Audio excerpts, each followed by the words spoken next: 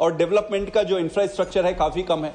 अगर आप 0.6% आप टोटल इन्वेस्ट कर रहे हैं, मतलब इंफ्रास्ट्रक्चर इंप्रूव होने के कोई चांसेस नहीं है।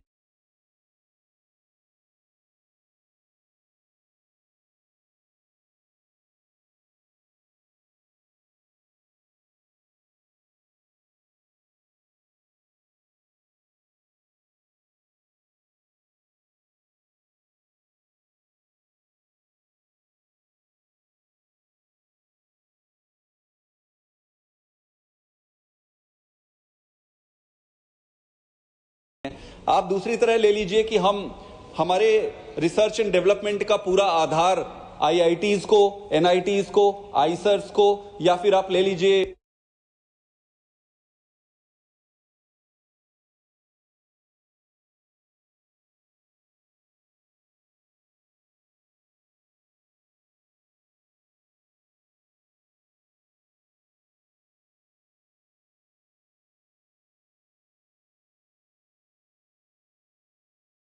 डीआरडीओज को, सीएसआईआर के लैब्स को, ये नेशनल लेवल के जितने रिसर्च इंस्टीट्यूशंस हैं उसी पर ही आधारित रख रहे हैं। आप नेशनल लेवल के आप स्कूल को भी छोड़ दीजिए, आप गवर्नमेंट कॉलेजेस को भी छोड़ दीजिए, आप यूनिवर्सिटीज को भी छोड़ दीजिए, आप सीधे सीधे आइए आईआईटीज पे, आईसर पे, आईआईएस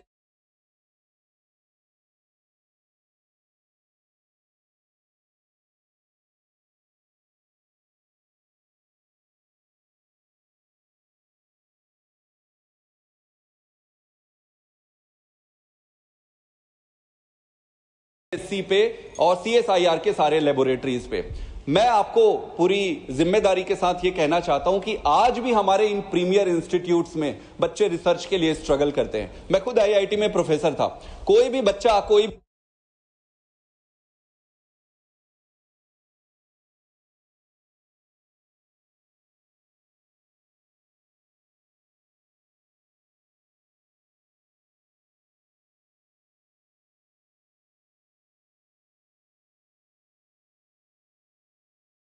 भी प्रोफेसर बाहर से जब पढ़ाई करके यहाँ पे, एक तो बहुत सारे लोग आते नहीं हैं, वो आते इसीलिए नहीं है क्योंकि समझा जाता है कि यहाँ पर ग्रोथ स्लो होगा, जो भी उनके कारण। जो लोग भी यहाँ पर आ जाते हैं तो लगभग 1.5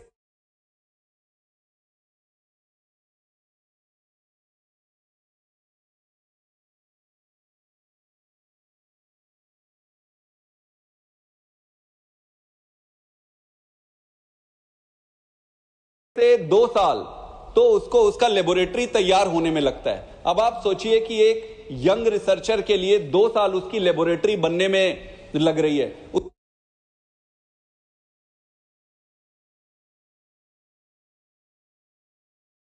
उसके बाद उसके जो इक्विपमेंट आएंगे, थोड़े इक्विपमेंट रहेंगे, थोड़े इक्विपमेंट नहीं रहेंगे, वो पूरी तरीके से इकोसिस्टम में स्ट्रगल करता रहेगा और उसको लग जाएंगे 5 से 7 साल अपनी लेबोरेटरी स्टैब्लिश करने में। अब एक रिसर्चर साइंटिस्ट के जो ब्रेन होता है वो 5 से 6 साल अगर उसको डिले कर दोगे तो फिर वो बस ये हो जाता है कि बॉस मेरे को सरकारी नौकरी मिली है, मैं क्यों इतना माथाफोड़ी करूं, जैसी जिंदगी चल रही है चलने दो। जिस दिन एक साइंटिस्ट ऐसा सोचने लगता है कि यार अब सरकारी सिस्टम में है, इसको चलने दो, अभी कुछ ज्यादा हो नहीं सकता, उस दिन समझिए एक साइंटिस्ट की हत्या हो जाती है, एक ब्राइट ब्रेन की हत्या हो जाती है। और इसमें पूरी व्यवस्था जिम्मेदार है, इस पे किसी एक को मैं दोष नहीं देना चाह रहा हूं। तो ये प्रीमियर इंस्टीट्यूशन की स्थिति है। जो रिसर्च के आर&डी के इक्विपमेंट्स हैं सीरियसली अंडर रिसोर्स्ड है। आप, ये आईआईटी की बात कर रहा हूं मैं, आप नीचे चले जाइए सीएसआईआर के लेबोरेटरीज में, ज्यादातर रिसर्च आपके सीएसआईआर लेबोरेटरी से होते। आप डीआरडीओ ले लीजिए, DRDO defence research development organisation के मेजॉरिटी ऑफ द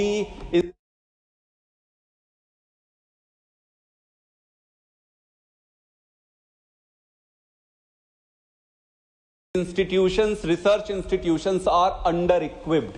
और ये मैं फुल सेंस ऑफ रिस्पॉन्सिबिलिटी कह रहा हूं, मुझे भी ये कहते हुए दुख हो रहा है। ये क्यों हो रहा है? क्योंकि आपकी शुरुआत जो मैंने 0.64% एक नंबर में हम दरकिनार कर देते हैं, यार ये नंबर क्या बोल रहे हो, रियलिटी नहीं है भाई। ये जो जीडीपी का 0.64% आप लगा रहे हो, वो इसीलिए तो आज जो बाकी के इंस्टीट्यूशन में जो कमी दिख रही है उसका कारण ही वहीं से शुरू हो रहा है। तो मेरा यह कहना है कि एडवांस टेक्नोलॉजीज में, आर्टिफिशियल इंटेलिजेंस में, क्वांटम फिजिक्स में, बायोमेडिकल में, सारी चीजों में अच्छी बात है, लेकिन जब तक आप अपने रिसर्च इंफ्रास्ट्रक्चर को मजबूत नहीं करेंगे तब तक आपको डिजायर्ड जो रिजल्ट है वो नहीं निकलने वाले। हम कई सारे स्कीम्स बना सकते हैं, पैरेलल स्कीम्स ला सकते हैं, कई सारे स्लोगन्स ला सकते हैं, हमारी भावना अच्छी हो सकती है, हमारे उद्देश्य अच्छे हो सकते हैं, लेकिन उन भावनाओं को, उन उद्देश्यों को, उन स्लोगन्स को फलीभूत करने के लिए आपको एजुकेशन में, रिसर्च एंड डेवलपमेंट पे और इकोसिस्टम को बिल्ड करने में पैसा लगाना ही पड़ेगा। इसके सिवाय और कोई हमारे पास चारा नहीं है। Honourable chairman madam, investment R&D में प्राइवेट में ले लीजिए। प्राइवेट सेक्टर में जितने रिसर्च इंस्टीट्यूट्स हैं, रिसर्च इंस्टीट्यूट हमारे देश में काफी कम है। प्राइवेट सेक्टर में जो इंस्टीट्यूट्स हैं वो मोस्टली टीचिंग में फोकस कर रहे हैं। जो थोड़े बहुत प्राइवेट इंस्टीट्यूट्स हैं वो भी हाईली अंडर इक्विप्ड है। इसके अलावा आप देखिए कि जो टीचिंग होती है, बचपन में जो टीचिंग होती है हमारे देश में, जो अब न्यू एजुकेशन पॉलिसी सरकार लेके आई है, ये न्यू एजुकेशन पॉलिसी में the kind of debates we are having, मुझे पूरे सदन की चर्चा में मुझे ये किसी ने नहीं बताया कि भाई न्यू एजुकेशन पॉलिसी में इस पे क्या होना चाहिए। मैं एक यंग मेंबर, हो सकता है मेरी समझ थोड़ी कम हो, आप लोग ज्यादा समझदार होंगे। अगर ये न्यू एजुकेशन पॉलिसी यहां पर आई है तो हमें डिबेट करना चाहिए एजुकेशन पॉलिसी में क्या है, इसमें फायदा, इसमें क्या नुकसान है। हमारी सारे डिबेट्स वो हम कभी लैंग्वेज में फंस रहे हैं, कभी इस पे फंस रहे हैं, कभी उस पे फंस रहे हैं। हम रियल जो क्रक्स है उस पे तो हमारा डिस्कशन ही नहीं हुआ। और इसके लिए भी सरकार की प्राइमरी दायित्व बनती है कि भाई आप जाकर पहले कंसेंसस बिल्ड करो, उन सारी चीजों को कंसेंसस बिल्ड करो और उसमें डिबेट और डिस्कशन एजुकेशन पॉलिसी में प्रॉपर होनी चाहिए।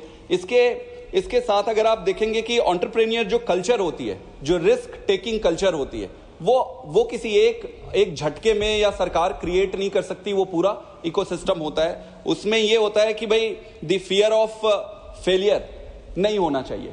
ये यूनाइटेड स्टेट्स में या दूसरे किसी भी डेवलप्ड कंट्रीज में आप देखेंगे कि फियर ऑफ फेलियर नहीं होती है, क्योंकि वो टैबू भी नहीं होता है और वहां का पूरा रिसर्च इनोवेशन का इकोसिस्टम उनको सपोर्ट करता है। हमारे यहां इसकी कमी है। टैलेंट का जो अट्रैक्शन है, आपके पास टैलेंट आए, अब आप पैसे लगा दिए, रिसर्च इंस्टीट्यूशन बना दिए, अगर उसमें टैलेंट ही नहीं है, अगर उसमें रिसर्च करने वाले बच्चे ही नहीं है तो उसका भी कोई फायदा नहीं निकलेगा। तो टैलेंट का जो माइग्रेशन है वो आज की प्रॉब्लम नहीं है, बहुत समय से प्रॉब्लम है। IIT से हम बच्चे तैयार करते हैं, सरकार उसमें इतना इन्वेस्ट करती है, बच्चे बाहर निकलते हैं और वो बाहर चले जाते हैं। आप जितने भी बड़े ऑर्गेनाइजेशंस देखेंगे, सक्सेसफुल इनोवेशंस आप देखेंगे अमेरिका में, चाहे आप गूगल ले लीजिए, अमेजॉन ले लीजिए, माइक्रोसॉफ्ट ले लीजिए, हर जगह इंडियंस है और वो काफी अच्छे पोजीशन पे है, वो लीड कर रहे हैं। पर वो यहां से छोड़कर यहां सफल नहीं हो पाते, वो अमेरिका में जाकर सफल हो रहे हैं। तो प्रश्न तो ये उठता है कि भाई हमें ऐसा क्या करना चाहिए कि हमारे बच्चे हमारे देश में ही सेवा करे, सर्विस दे, तो ये सारे इनोवेशंस यहां पे हो सकते थे। इसके अलावा जो एक्सेस टू कैपिटल है, जो हम स्टार्टअप करते हैं तो जो एक्सेस का, उनको एक्सेस होना चाहिए पैसे का, तभी वो ज्यादा रिस्क लेगा, फियर नहीं रखेगा फेलियर में। तो जो एक्सेस टू कैपिटल, इसमें एक्सेस टू कैपिटल सभी स्टार्टअप्स को मिल सके। गवर्नमेंट सपोर्ट्स पॉलिसीज है, जो गवर्नमेंट के पॉलिसीज है, कई सारी अच्छी पॉलिसीज आई है और जब भी पॉलिसीज आती है हम सारे सपोर्ट करते हैं उसमें, लेकिन इतना लैग है। जैसे कि आज एयरक्राफ्ट पे ही एक बिल आया, ये 2001 और 2008 में सरकार ने एग्रीमेंट कर दिया था और उसके लिए जो लीगल बाइंडिंग आज हम लेकर आए, तो एक एक चीज में अगर हम 5 साल और 10 साल का अगर डिले रखते हैं पॉलिसी में, एक मैंने एग्जांपल दिया, तो 5 से 10 साल का अगर हमारे डिले होगा पॉलिसी मेकिंग में, तो 5 साल और 10 साल का डिले आप फॉर्मुलेट कर लीजिए कि डिकेड्स का, पता नहीं कितने डिकेड्स का हम पीछे चले जा रहे हैं। तो पॉलिसी में जो क्विकली पॉलिसी इंट्रोडक्शन और इंटरवेंशन सरकार को करनी चाहिए वो बहुत जरूरी है और ये काफी क्विक स्पैन में करना पड़ेगा। इसके बाद एक कोलैबोरेटिव